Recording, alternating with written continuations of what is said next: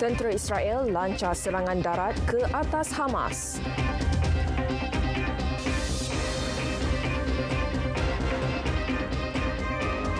Assalamualaikum, salam Malaysia Madani. Anda bersama saya Budi Ishtawa Hanafi dalam Dunia 10. Tentera darat Israel yang beroperasi di utara semenanjung Gaza hari ini menyerang beberapa sasaran Hamas sebelum berundur. Radio Tentera Israel dalam satu kenyataan menyifatkannya sebagai pencerobohan terbesar dalam perang semasa. Pencerobohan awal dari darat itu dilakukan sebagai persediaan untuk peringkat pertempuran seterusnya yang merujuk kepada kemungkinan pencerobohan berskala besar oleh pemimpin Israel sebagai sebahagian daripada perang untuk memusnahkan Hamas.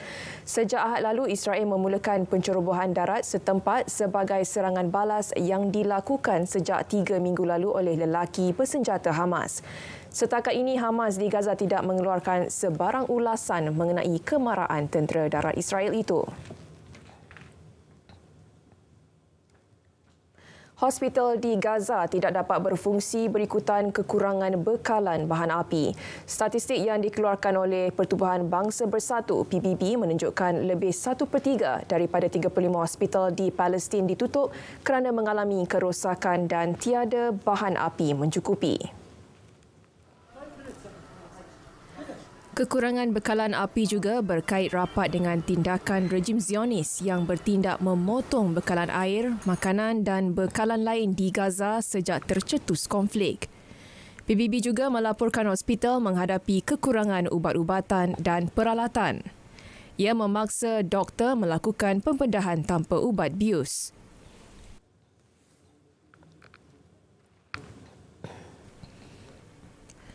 Dalam pada itu, Colombia menghantar 1 tan bantuan kemanusiaan ke Gaza menggunakan pesawat khas. Bantuan bertujuan meringankan penderitaan rakyat Palestin akibat perang. Antara yang dihantar 600 kit kebersihan dan 120 tilam daripada Unit Pengurusan Risiko Bencana Negara. Kementerian Luar memaklumkan pesawat Boeing 737-700 dari pasukan aeroangkasa Colombia akan berhenti di Republik Dominikan, Portugal dan Itali sebelum tiba di lapangan terbang El Arish di utara Mesir. Barang bantuan akan dihantar kepada Persatuan Bulan Sabit Merah.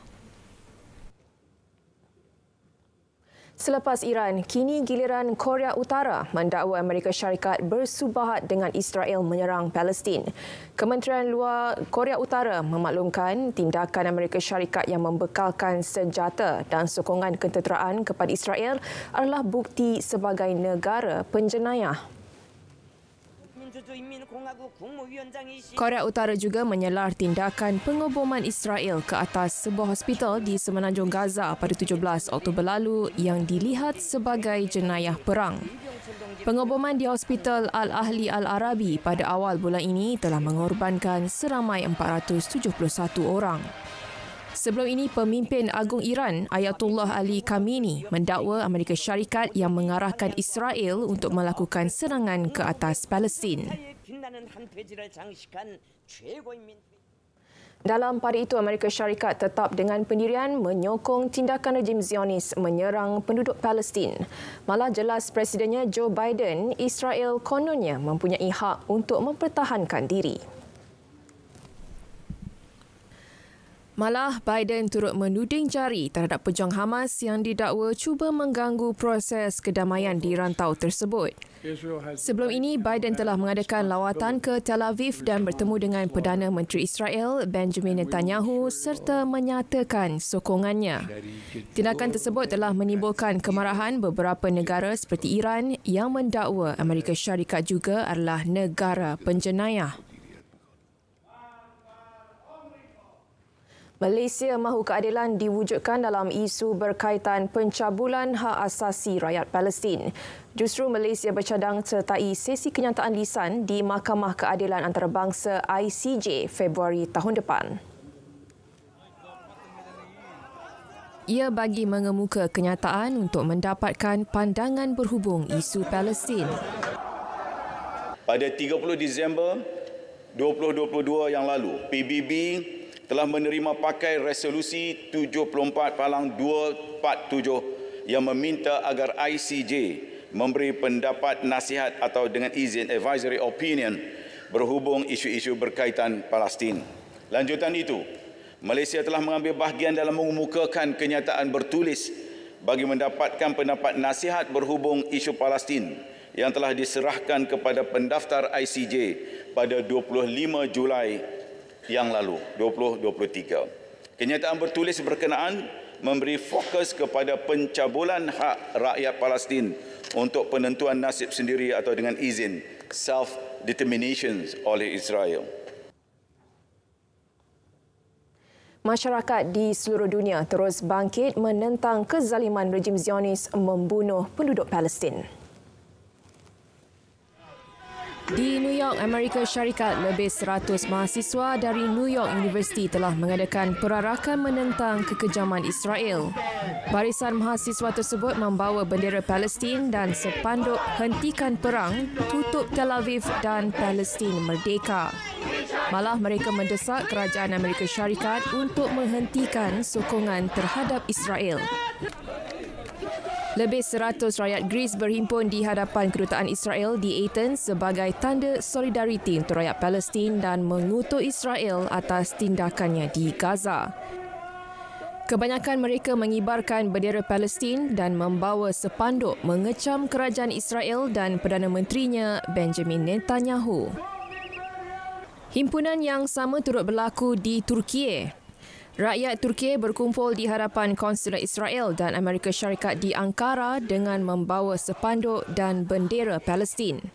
Golongan belia dan mahasiswa turut terlibat dalam himpunan tersebut.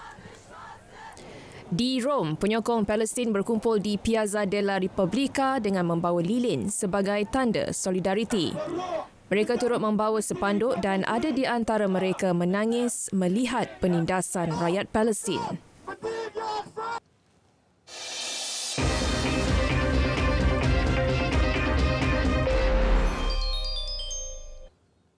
Suspek yang terlibat dalam 2 insiden tembakan rambang hingga mengorbankan 22 individu kini diburu. Berpuluh-puluh lagi individu cedera dalam kejadian yang berlaku di Lewiston, Maine, Amerika Syarikat. Jabatan Polis Lewiston mendedahkan suspek dikenali Robert Card, 40 tahun, seorang pengajar senjata api Bataliah dan anggota pasukan simpanan tentera Amerika Syarikat. Suspek dianggap bersenjata dan berbahaya. Justru orang ramai diminta tingkatkan kewaspadaan. Suspek menerusi rakaman CCTV dilihat memegang rifle separa automatik sebelum menembak orang ramai secara rambang di kedai permainan bowling dan restoran di Lincoln Street. Di Panama City, ribuan rakyat berarak di jalanan bagi membantah kelulusan kontrak yang membenarkan syarikat Kanada First Quantum Minerals mengendalikan lombong tembaga terbesar di Amerika Tengah itu. Bantahan disertai golongan profesional termasuk pekerja dari Kesatuan Sekerja bagi menuntut pemansuhan kontrak yang ditandatangani antara pemerintah dan syarikat terbabit. Polis anti-rusuhan melepaskan gas pemedih mata untuk menyuraikan protes. Bagaimanapun, pihak berkuasa tidak mendedahkan jumlah kecederaan atau tangkapan. Demonstrasi berterusan turut melumpuhkan perkhidmatan pengangkutan di beberapa kawasan di Panama City. Pihak berkuasa Meksiko giat menghantar bantuan kecemasan termasuk memulihkan liputan komunikasi setelah taufan Otis membadai sebahagian besar kawasan pantai di Guerrero di selatan Meksiko. Taufan menyebabkan kerosakan kepada bangunan dan kediaman serta menjejaskan bekalan air dan elektrik. Ada juga pelancong yang terkandas setelah taufan Otis membawa ribut kategori 5 yang berpotensi mencetuskan bencana dengan angin kencang dan hujan lebat. Presiden Andres Manuel Lopez Obrador turut menyertai konvoi bantuan. Setakat ini tiada kemalangan jiwa dilapor, namun tanah runtuh dan kerosakan infrastruktur telah menjejaskan lebuh raya menuju ke Acapulco dan jalan lain di kawasan itu. Pembukaan semula jalan dan lebuh raya yang terjejas akan dilakukan secepat mungkin bagi memudahkan bantuan tiba ke lokasi. India akan mengeluarkan semula visa kepada warga Kanada selepas menggantung perkhidmatan itu sejak September. Bagaimanapun, tindakan itu akan terus dipantau Suruhanjaya Tinggi dan Konsulat Jeneral. Keputusan seterusnya bergantung kepada keadaan semasa. Penyambungan semula perkhidmatan termasuk visa kemasukan, perniagaan, perubatan dan persidangan. September lalu, India menggantung pengeluaran visa susulan kes pembunuhan seorang warga Kanada yang didakwa pemisah Sikh. Hubungan kedua-dua negara dingin selepas Perdana Menteri Justin Trudeau menuduh kerajaan India terbabit dalam kes itu.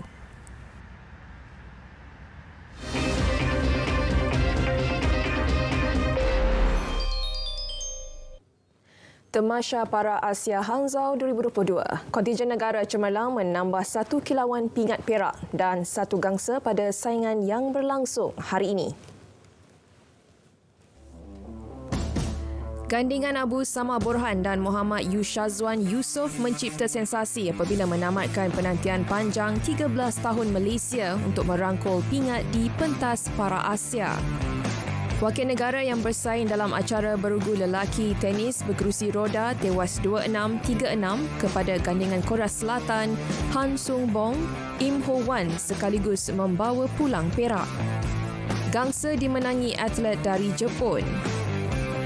Kem berbasikal para negara pula meraih gangsa menerusi gandingan Nur Azlia Shafinas Muhammad Zais dan jurumudi Nurul Suhada Zainal dalam saingan ujian masa wanita B. Kedua-dua wakil negara itu mencatat masa 29 minit 19.38 saat. Emas dimenangi atlet dari Indonesia yang merekod masa 27 minit 57.95 saat, manakala China meraih perak. Setakat pukul 8 malam ini, kontingen negara telah merangkul 7 pingat emas, 12 pingat perak dan 13 gangsa. Jago badminton para negara Cheh Lik Hom enggan terlalu memikirkan sasaran meraih pingat emas bagi mengelakkan dirinya berada dalam tekanan. Pemain berusia 35 tahun itu bakal berdepan musuh tradisinya dari Indonesia, Deva Andri Musti dalam aksi penentuan pingat emas persorangan lelaki SU5 esok. Tak fikir tentang pingat emas dululah ya, sebab sekarang pun dah masuk ke final dan setiap pemain tu yang akan masuk ke final tu memang ada level-level mereka lah ya. Jadi saya akan fokus saja setiap mainan, setiap pukulan yang akan bertemu dengan beliau tu pada hari besok lah. Beliau sebelum itu mudah menumpaskan pemain Taiwan Jen Yu Fang 21-7 dan 21-9 pada pertemuan separuh akhir. Malaysia terus beri sokongan dan bantuan selain berdoa untuk rakyat Palestin yang ditindas Zionis. Dari sungai hingga ke segara, Palestin pasti merdeka. Berita dunia berakhir di sini dengan paparan suasana di kem pelarian Han Yunis, Gaza. Malaysia Madani tekad perpaduan penuh harapan. Assalamualaikum dan selamat malam.